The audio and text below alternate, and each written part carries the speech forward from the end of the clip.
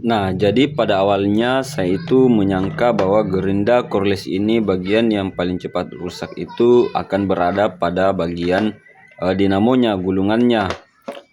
Namun ternyata saya salah, justru kerusakan yang paling cepat terjadi itu terdapat pada tiga bagian yang justru sebenarnya hal sepele, namun tetap saja membuat gerinda cordless ini tidak bisa lagi digunakan. Nah, berikut ini saya akan membahas apa saja kekurangan ya pada gerinda cordless ini.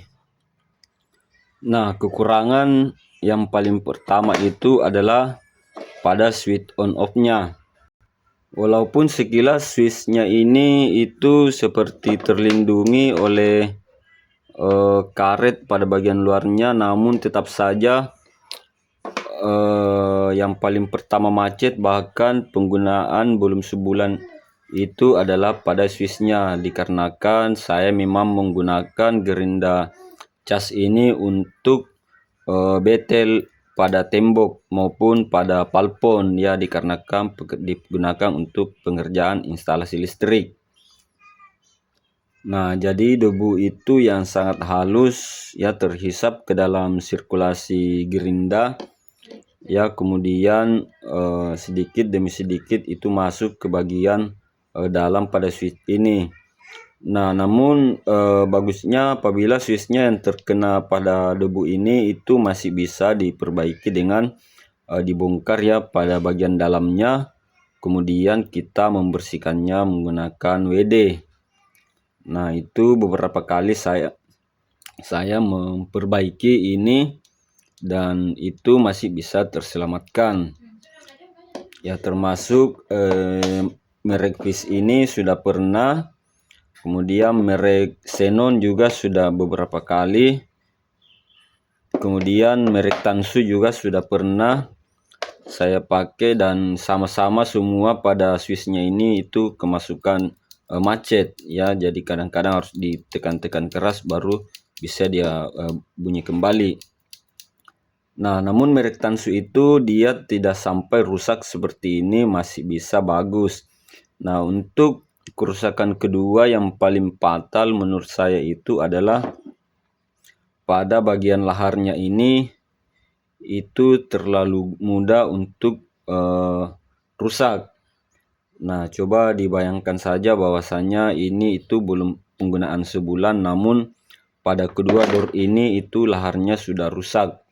Nah, ini rusak dikarenakan juga kemasukan debu yang menumpuk, dan kemudian laharnya memang ini tidak begitu berkualitas dan sangat kecil ya, baik merek Tansu, Xenon, Fish, dan saya rasa semua merek generik sama saja menggunakan lahar yang kurang berkualitas ya. Dan berbeda dengan gerinda colok listrik itu biasanya masih bertahan hingga 1-2 tahun ya, baru terjadi macet pada lahar. Nah, namun bukan di situ saja kerusakan telaknya itu adalah dikarenakan apabila bagian lahar ini sudah macet, maka dia langsung membuat dudukan laharnya ini menjadi oblak, dikarenakan lahar terputar ya, dengan bagian luar yang harusnya menjadi stator dia ikut terputar juga, sehingga membuat dudukannya ini menjadi rusak.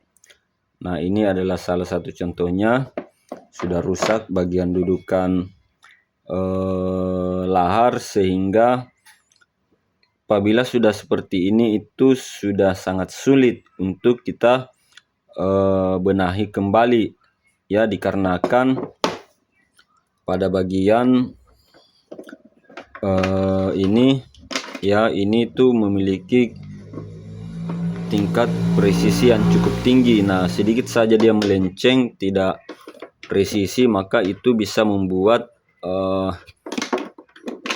dinamonya ini bergesekan ya antara stator dengan rotornya, sehingga dia tidak dapat bekerja dengan maksimal, dan akhirnya saya memutuskan untuk tidak menggunakannya. Nah, itu adalah dua kerusakan yang sangat fatal ya. Justru kelemahan utama pada gerinda ini bukan terletak pada torsi atau speednya, dikarenakan sebenarnya gerinda ini saya gunakan untuk menggerinda tembok ya. Entahlah itu mungkin kesalahan atau seperti apa. Yang jelas pada awalnya ini saya sudah sangat nyaman menggunakan untuk gerinda tembok ya, batu merah maupun hebel pada pengerjaan instalasi, dikarenakan tidak ribet lagi untuk mencari colokan listrik. Belum lagi saya memiliki beberapa baterai yang bisa saya gunakan untuk bergantian pada saat menggunakannya. Namun saya rasa hal yang sangat tidak cocok pada gerinda ini adalah apabila digunakan untuk menggerinda pada tempat yang menghasilkan debu. Nah, jadi kerusakan ini sebenarnya spesifik ya, hanya saja apabila kita menggunakannya pada gerinda tembok atau palpon yang menghasilkan debu yang begitu banyak. Namun saya rasa kalau untuk penggunaannya pada besi ya, memotong-motong besi atau amplas ya pada besi itu, menggosok besi maupun pemotongan, saya rasa tidak akan secepat ini terjadi kerusakan.